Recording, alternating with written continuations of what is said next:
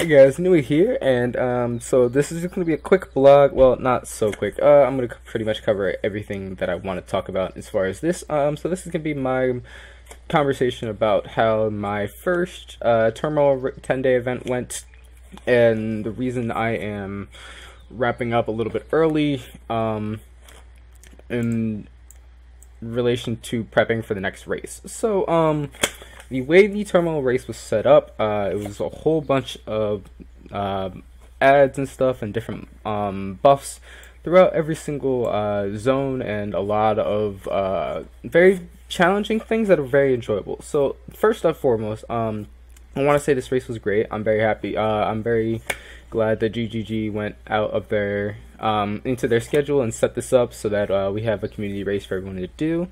It was a lot of fun to compete in, and I definitely enjoyed myself. However, I did make a bunch of mistakes, and that's basically what I'm going to be talking about, as well as just going over what I did as far as my race. Anyways, the first thing I want to cover is my class choice and stuff. I decided on Scion. That was what I picked. I picked up a Scion, and I was running a Blade Vortex Scion, so Blade Forces with physical to lightning damage as far as my build. I was pathing out as far as everything. I pathed out and picked up the entire template tree, and then I picked up Inquisitor, so that I would get the increased elemental damage as well as the increased critical strike chance. And then Shock gave me the extra stuff. So this is how my trees really planned out. And everything like that. Overall, it's really strong tree, and everything. If this was just like an actual league starter or something like that, this would actually be quite a very good build. Though as far as like, it's very good, strong towards endgame, and very good at clearing maps and everything like that. It works off Blade Vortex, which is already a very well-known skill, and it's also very easy to clear everything, and gives you a lot of damage as far as everything's concerned. However, it also has a really high health pool. I only have 2 uniques in this build that I just picked up. One I picked up, which is Bell the Deceiver, and then the other one I picked up was Carcass Jack. I traded my first, the first Tabula Rosa that I got. I traded that in order to be able to buy this, and then I picked up another Tabula Rosa. And I'll show you guys all the uniques I picked up when I was going through. But early game, this build is very weak, and it's very hard to decide on a skill that's really strong and everything like that. And if you guys are actually going to use this build for a race, I would probably should have muled. And I should have thought about that when I was going through, but I probably should have muled a witch so that I could get frost bolts, or not frost bolts, something like that. Freezing pulse, there we go, freezing pulse and arcane surge, and that would have helped out my early game leveling up to level 12 when I can switch to Blade Vortex. And then I already have once you switch to Blade Vortex, it becomes super smooth. Like, everything after switching to Blade Vortex was extremely easy and extremely comfortable to clear through. And then I just grabbed extra things that helped out fill out my build, but everything like that was very easy after I was able to switch to Blade Vortex. But I ended up losing so much time up to that point. And to be honest, I didn't even get to switch to Blade Vortex till about halfway through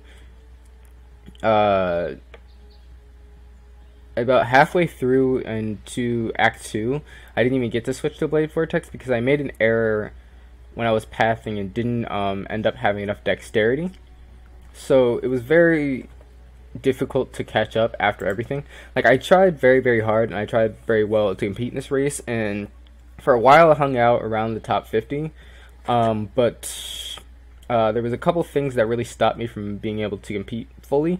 The first being, I mismanaged my time. This race is extremely time management necessary, and I mismanaged my time because I believed the race was starting 4 hours later than it actually was.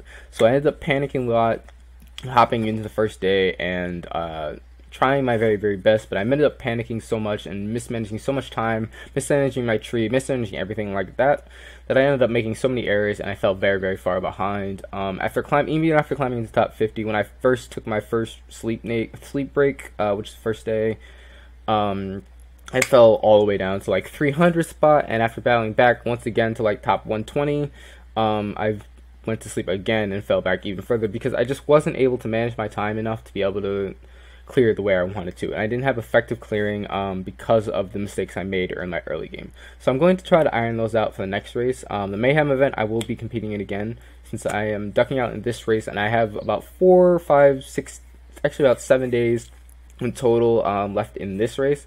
So I'm going to take those extra days to really plan out and iron out my next build. I'm going to be running a completely different build for the Mayhem race, and I will do once again another recap much as this one did for that race, but to go show you guys everything with that. But I'm officially calling an end to this race, and this is my end of my Turmoil race. So as far as gear, I was running a spell damage wand, a lot of lightning damage to my spells, a lot of mana regen.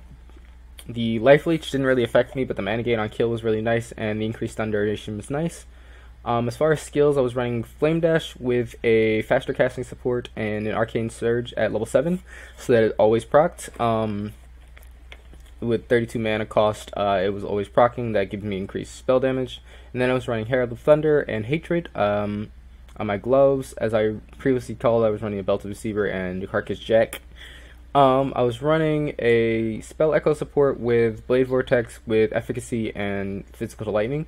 Now, as far as damage is concerned, Elemental Focus will actually run better with this build, and then Concentrated Effect for last 6 socket.